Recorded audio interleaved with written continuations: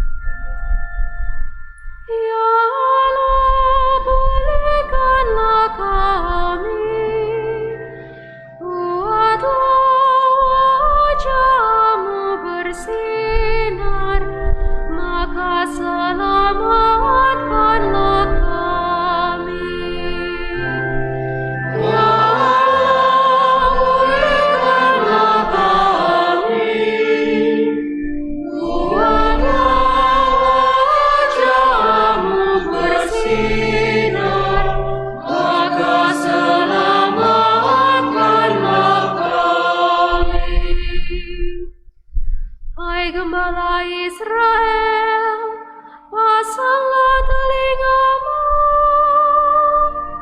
Engkau yang duduk di atas para kerub, tampillah bersinar. Bangkitkanlah keperkasaanmu,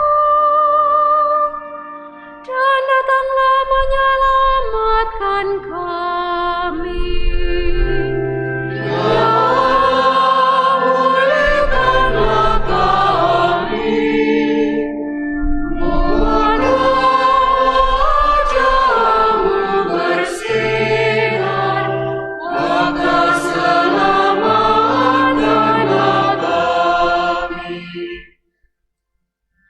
Ya Allah semesta alam, kembalilah, pandanglah dari langit dan lihatlah, tengoklah pohon anggur ini, lindungilah batang yang ditanam oleh tangan kananmu. Ya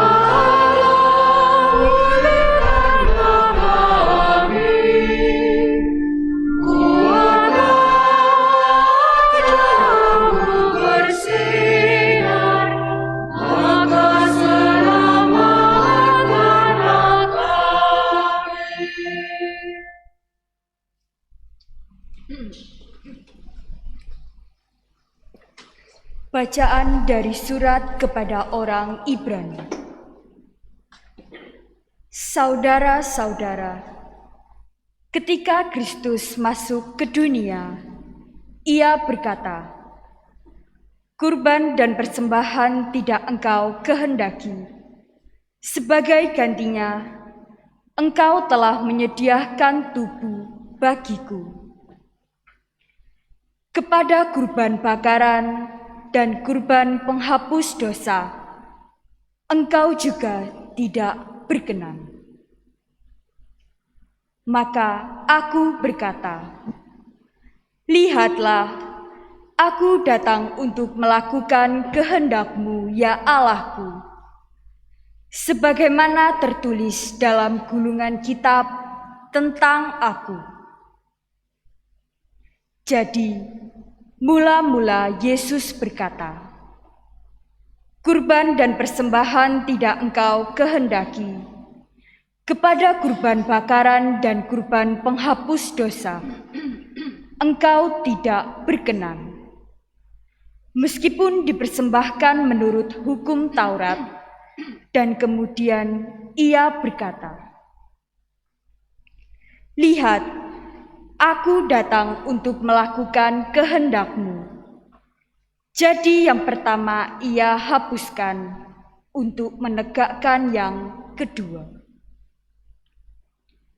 Dan karena kehendak Allah inilah, kita telah dikuduskan satu kali untuk selama-lamanya oleh persembahan tubuh Yesus Kristus. Demikianlah sabda Tuhan.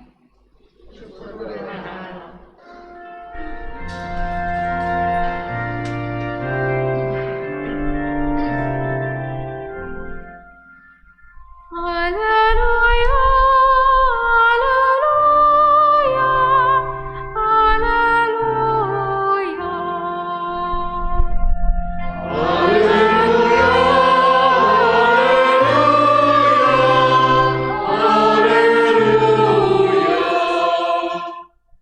Aku ini adalah hamba Tuhan.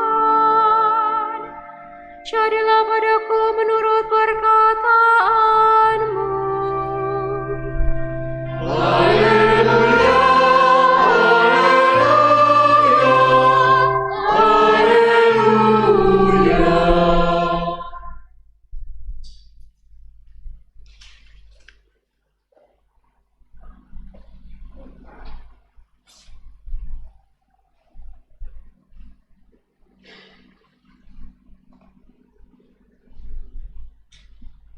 Tuhan bersamamu. Dan bersama rohmu. Inilah Injil suci menurut Lukas. Dimuliakan Tuhan.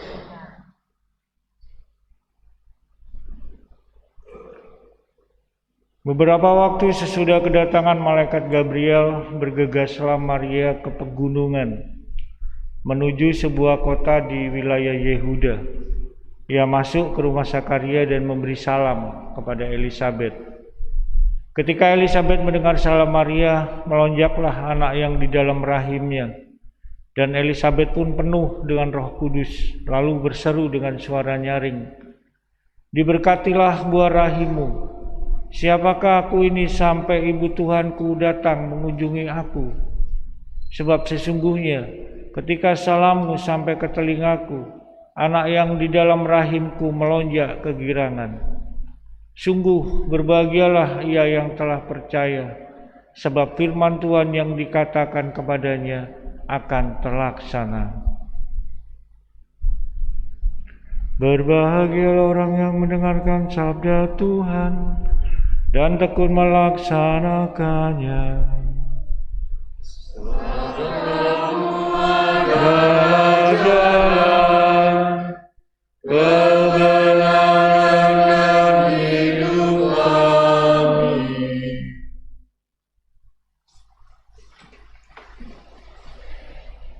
Bapak Ibu saudara-saudari yang dikasihi Tuhan, ada seorang yang bernama Acong, seorang kuli angkat di sebuah pusat distribusi barang. Ia memang kurang berpendidikan, tetapi sangat rajin bekerja dan berdoa. Sesibuk apapun ia bekerja, setiap jam 12 siang ia pasti berlari ke gereja terdekat untuk berdoa di saat lonceng Angelus berdentang. pastor paroki itu ternyata memperhatikan kebiasaan Acong ini. Kemudian ia bertanya, "Apa yang kamu lakukan di gereja setiap jam 12? Berdoa, pastor. Berdoa macam apa kalau hanya berdiri di depan pintu dan tidak pernah lebih dari 1 menit? Saya tidak punya waktu, pastor, karena saya harus bekerja. Karena itu saya hanya mampir dan mengatakan, Yesus Acong di sini. Setiap hari, setiap jam 12, hanya itu. Seperti absen. Nah, beberapa lama kemudian ia pun sakit.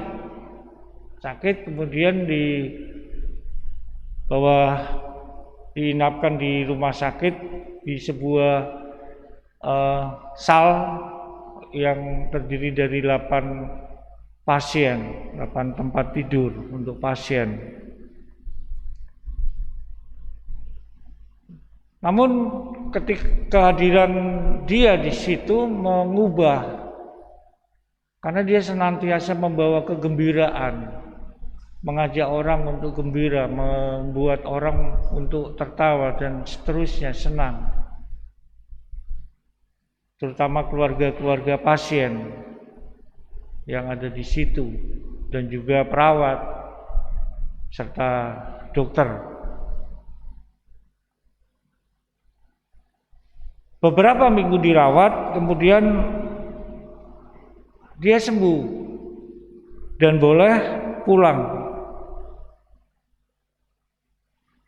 Para pasien, kemudian keluarga pasien, perawat, dokter itu merasa kehilangan ketika dia pulang.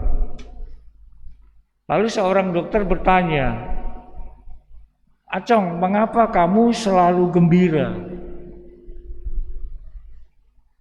Acong menjawab, "Bagaimana aku tidak gembira, dokter? Setiap jam 12 siang seorang pria tinggi berpakaian putih datang ke samping tempat tidurku dan berkata, 'Acong, Yesus hadir di sini.'" Saudara-saudari yang dikasihi Tuhan, kegembiraan Acong ini ialah kegembiraan karena disertai oleh Yesus.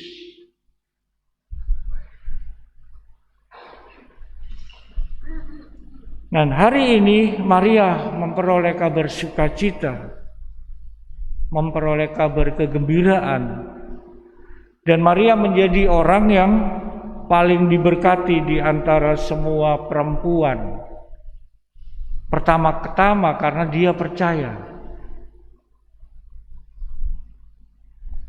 Memang sungguh berbahagia Maria, sebab Maria telah percaya. Maka apa yang difirmankan Tuhan kepadanya, ini pasti akan terlaksana. Saudara-saudari yang terkasih, Tuhan melaksanakan apa yang Dia katakan. Dan diwujudkan dalam dirinya, dalam diri Maria, karena Maria percaya.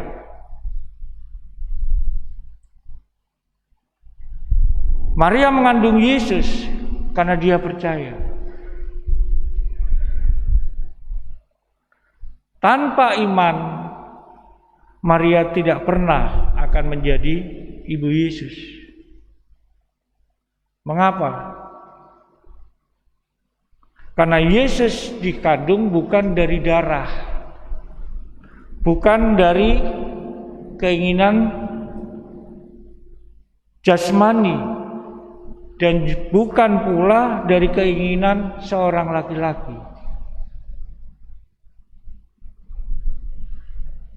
Perkandungan Yesus ini membutuhkan iman, yakni iman akan hal yang tidak mungkin menurut pikiran manusia, tetapi mungkin bagi Allah.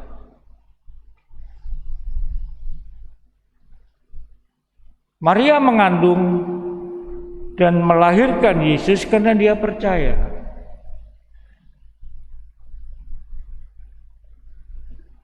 Dan Maria menjadi bukti kebenaran firman Tuhan dan betapa sungguh bahagia orang yang percaya.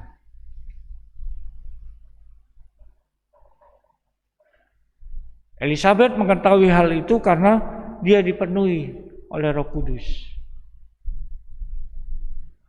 Saudara-saudari yang dikasihi Tuhan, pada hari Minggu Advent keempat ini Maria ditampilkan sebagai tokoh Advent sejati.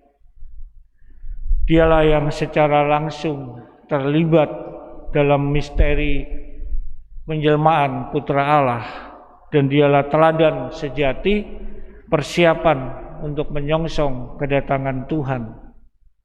Dan Maria memperoleh kabar sukacita, merasa bahwa karunia ini adalah rahmat yang besar, maka lalu ia mengunjungi Elizabeth saudarinya untuk berbagi kegembiraan. Dan kegembiraan Maria itu adalah kebahagiaan karena kesadaran, karena iman, karena percaya bahwa Tuhan ada di dalam dirinya dan Tuhan selalu menyertai dirinya. Orang yang hidup dari Allah dan membawa Yesus dalam dirinya, ini akan membawa sukacita kepada orang lain. Saudara-saudari yang dikasihi Tuhan, maka karunia ini tidak layak untuk dinikmati sendiri, tetapi perlu dibagi-bagi agar rahmat Tuhan itu tersebar dan menjadi benih-benih sumber kebaikan bagi banyak orang. Kalau kita mau merenung dan membuka mata hati kita lebih lebar lagi, ada banyak sukacita yang sebetulnya kita peroleh karena penyertaan Tuhan. Yang jadi soal adalah kita tidak menyadari hal itu. Atau pada sisi lain kita menyadari tetapi kita tidak rela berbagi sukacita dengan sesama. Padahal sukacita Yohanes itu adalah sukacita menyambut Yesus saat Natal.